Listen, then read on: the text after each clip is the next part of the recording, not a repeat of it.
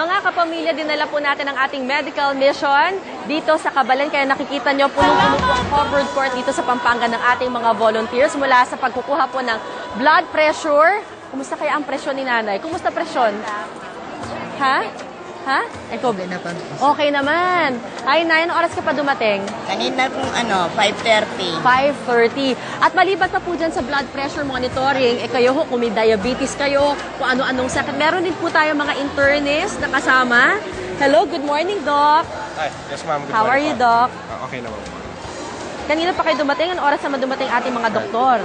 Around mga 5 a.m. pa yan. 5 a.m. Kumusta naman si tatay, Doc? Si tatay dumating dito kasi meron siyang reklamo regarding sa kanyang alta presyon. So, na-advise nyo na siya kung anong gagawin? Ina-advise na. Okay, maraming salamat, Tay. Salamat din po. At syempre, para sa mga kababaihan, meron po tayong mga gynecologist. At syempre, para sa mga bata, hi mga kids, kumusta? Good morning. Ay, nagpapatingin na po sila sa ating kapamilyang doktora. Thank you very much. At syempre, as usual, kasama rin po natin ang ating mga kapamilya linggo-linggo, ang ating mga suki. Hello! Good morning! Alam mo, syempre, kumpleto. Ano naman ang ating ginagamot kay nanay? Ang problema po niya, may katarata siya sa ngayon. Tapos ito po, i-therapy ko yung mata. Eye therapy. Eye therapy. Para malilit na ugat. Baka ang mga kabalen hindi pa familiar sa eye therapy, Nay. Ano ang eye therapy? Ang eye therapy po, ito po ay nakakatulong sa lahat ng sakit sa mata para yung ugat. Ma-circulate, mamasahe. Gumanda ang circulation ng mata. Bali ito pong pasyente, maaari rin pong matulungan yung kanyang katarata. Thank you po. Thank you very much. Si ate po bahala sa inyo, ha? Mga kapamilya, syempre nakikita nyo, meron pa tayong libreng gupit. Ay, ito, tinitreat po ang ating mga, ano ba? Masahe pala ang ginagawa natin dito. Yung sa mga may sipon. Sa sipon. Ayan, pero maliban po kung titignan nyo dito naman sa aking kanan, meron rin ho tayong libreng gupit para sa mga chikiting. At saka mamaya ho, nandyan rin ho ating kapamilya shower na meron rin ho tayong libreng ligo para fresh na fresh, di ba? Mga kapamilya, may mga school bags rin po, mga school supplies tayong ipamimigay mula sa tulong po ni Ms. Tess Bondo, kaya maraming salamat po. Kapamilya, na pag-uusapan na rin lang po ang kalinisan. Alam niyo ho, papakilala namin sa inyo ang isang kapamilya nating kailangan, may kwento po sila na pawang nagkakasakit na daw ang kanilang mga kamag-anak dahil nga po sa kakulangan ng kalinisan.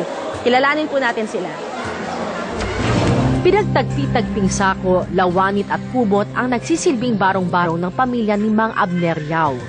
Sa sobrang pagdarahop, hindi nakapagtataka na hindi nila prioridad ang pagpapatayo ng disenteng palikuran. Ang kahirapan po naranasan namin dito, financial. Pangalawa po nun lang po namin yung bahay. Kasi po, konting ulan lang, konting hangin, ay hindi ka na pumapakali sa bahay. Sa ilang taon nilang paninirahan sa Barangay San Pedro Kutud, nakagawian na nila sa tuwing dudumi ay ibabalot at ihahagis na lamang nito sa kung saan. Kahit isipin mo naman po yung kalusugan ng mga pamilya mo, kung gano'n naman po talaga wala ka naman banyo, ano po magagawa natin? Kahit hindi kayang magpatayo ng disenteng palikuran, ginawan ito ng paraan ni Mang Abner. Sa isang sulok ng kanilang bakuran, nagtayo siya ng kubetang tagpi-tagpi. Mabuti na raw ito kaysa sa wala. Maswerte din ng pamilya Yao dahil mayroon silang posong mapagkukunan ng tubig. Pero hindi ito ligtas inumin.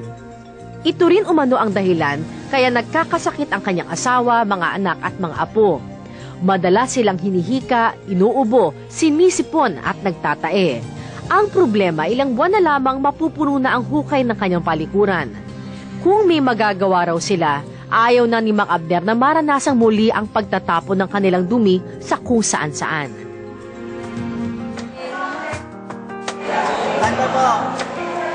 Pero isang paglilinaw lamang po mga kapamilya, ang kalagayan po ni Mang Abner ay hindi po sumasalamin sa kabuong sitwasyon ng Barangay San Pedro Kutud. Bahagi po ang kanyang pamilya ng isang maliit na bahagi lamang ng kanilang komunidad. Gayunman, ang kanila pong kondisyon na nararanasan ay nagsumasalamin po sa nararanasan po ng ating mga kababayan sa maraming bahagi po ng ating bansa. All over the country po yan, nakabilang po dyan ang Kamaynilaan. Na dahil na rin sa kahirapan ay wala pong sapat na palikuran, supply na malinis na tubig, sistema ng pagbabasura, at kapos din po sa kaalaman para sa sariling kalinisan. At Doc, nakita natin yung iba po nating mga kapamilya, walang banyo. Ginagawa nila, binabalot nila yung kanilang dumi, itinatapon sa kung saan-saan. Yun ang flying toilet at medyo delikado yung Bernadette sapagkat yun ay maaaring dapuan ng langaw, pwedeng makakontamina sa pinagkukunan nila ng tubig at magdulot ng sakit kalaunan.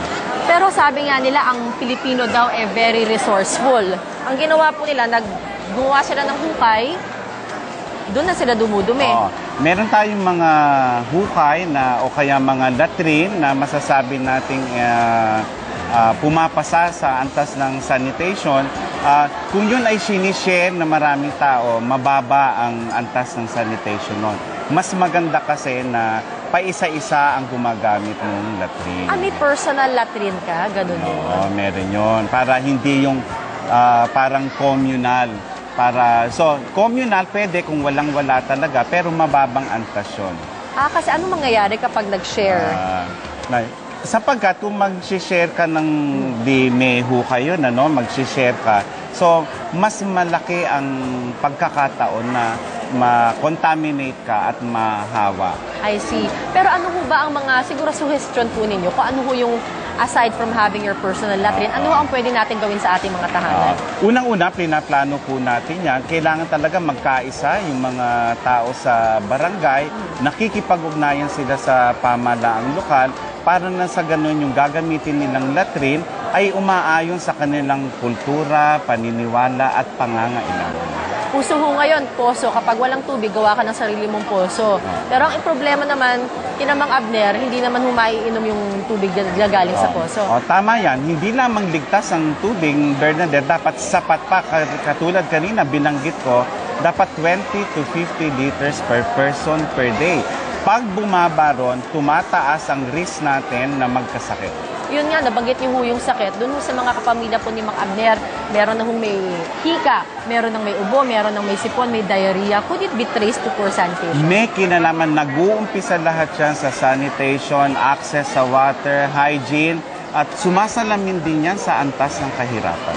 And again, Doc, ano naman yung health risk kapag humadumi yung ating paligid? Katulad ng binanggit ko sa kanina, yung diarrhea, meron din kung hindi magiging sapat yung tubig sa panliligo, kukulangin ka, nandun yung scabies, yung galisaso, at yung mga iba pang sakit sa balat, at yung bulate na makakakos ng anemia, malnutrisyon, at pagkaunton ng growth ng isang bata. At nabanggit niyo po, Doc, yung diarrhea. Mga kapamilya, alam nyo, good news ho, kung kayo ho ay may diarrhea ho sa bahay, meron na ho mga natural na paraan para gamutin yan sa May Remedyo Dyan.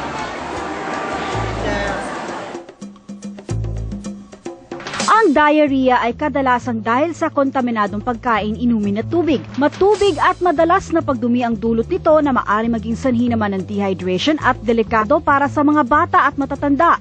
Paunang lunas dito ang agarang pag-rehydrate o pagpapalit ng mga nawawalang fluids at electrolytes sa katawan. Maaring painumin ng tubig na may asin ang pasyente. Paunti-unti lamang ang pag-inom. Para naman sa paghilab ng tiyan, makatutulong umano ang ginger tea o salabat. Maglagay ng ilang pirasong luya sa 2 tasang kumukulong tubig. Hayaang kumulo pa ng 1 minuto bago alisin sa apoy. Inumin bilang tsaa.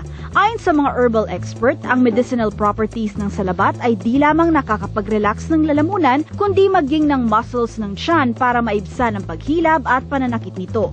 Paalala namin, paunang lunas lamang ang mga nabanggit. Mas mainam na ipasuri ang pasyente sa doktor.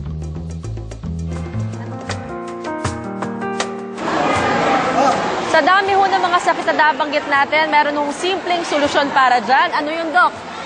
Itaas ang mga kamay, magtuturo kami kung paano maghugas ng kamay. Kaya wag po kayong bibitiw, magbabalik pa rin po kami. Promise!